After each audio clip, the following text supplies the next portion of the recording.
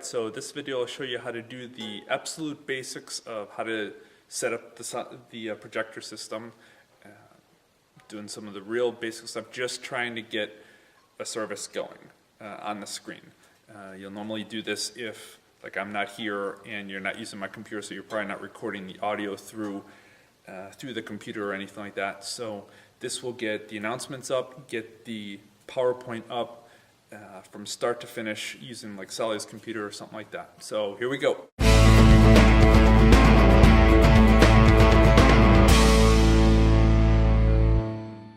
Alright, at this point I currently have the computer plugged in, it's logged on. In the advanced video I'll show you how to plug mine in and all that. But so all we're going to do to get it physically plugged in, we have this cord here, this white one. And generally, somewhere on the computer, there's going to be only one spot that adapter is going to go into. On mine, you can see it's right there on the left side. It's the only one that adapter will go into, like I said. So just look around the computer. It'll be either on the sides or in the back. You should be able to find it.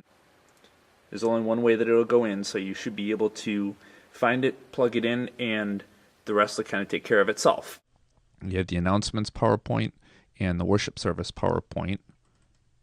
I'll start the announcements. This brings up the slides anyway. I'm going to minimize that.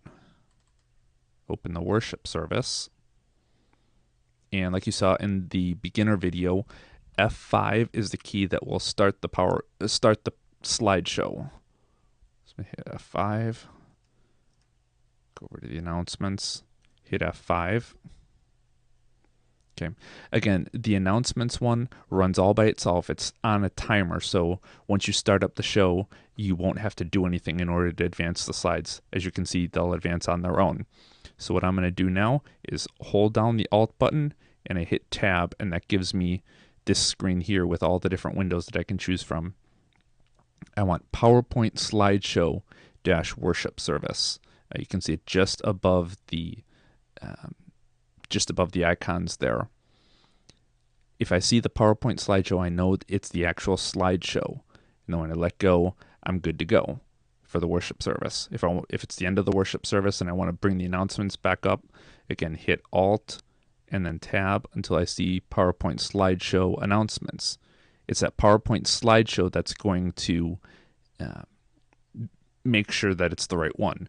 The alternative is if it says Microsoft PowerPoint non-commercial use, that's just the slides like this. We don't want people to see that. We just want them to see the show. So we hold down Alt and we tab until we get to the actual slideshow that we want, whichever one it is, whether it's slideshow announcements or I'll cycle through here, PowerPoint slideshow worship service. And we're good to go. And you may end up seeing that the mouse ends up kind of in the middle of the screen here. Just drag it off to the side after you're all done, because you don't need the mouse in order to run anything during the worship service, and you don't want to have it in the middle of the screen. It can get a little distracting for people. So that is getting the programs running and switching back and forth between the PowerPoints that you need. Okay, I currently have the worship service PowerPoint running on the computer. I have plugged it in to the laptop. I am up here at the projector itself. All I'm going to do is hit the power button. You see that power light go to green.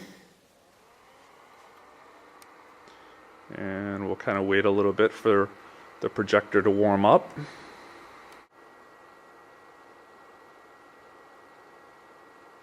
And then if all goes well, it should recognize that you have the computer plugged in and give you the worship PowerPoint.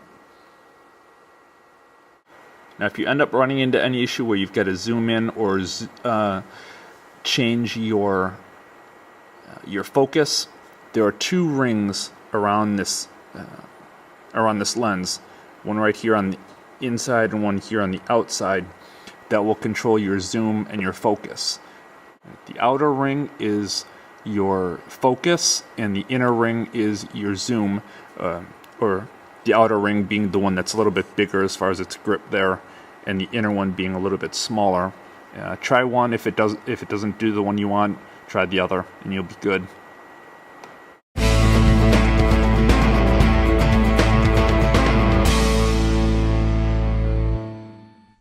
Okay, so let's go over some of the basic operation of how you're going to operate the computer when you're running the worship service.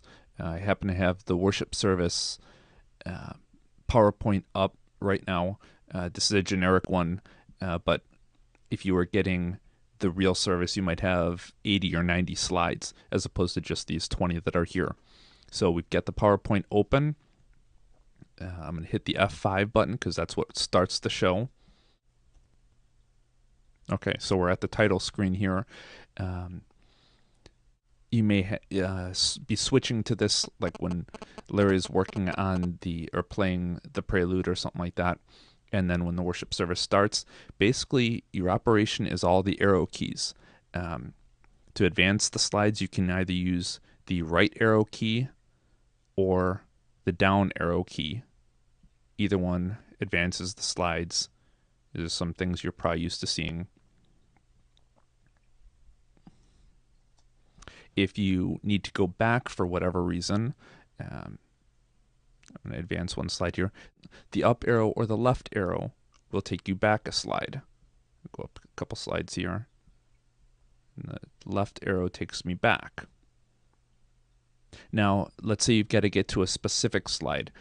Something got messed up in the PowerPoint. It does happen. And what do you do? How do you get out of it? Well, let's say you are, there was some extra slides stuck in and you're like, oh no, I'm supposed to be on the last song. How do I get to it? All you're going to do, you will probably have sitting by the computer an outline with all the slide layouts. And those slides are numbered. They might not all be numbered on your handout, but you can sort of count your way back from those that are numbered.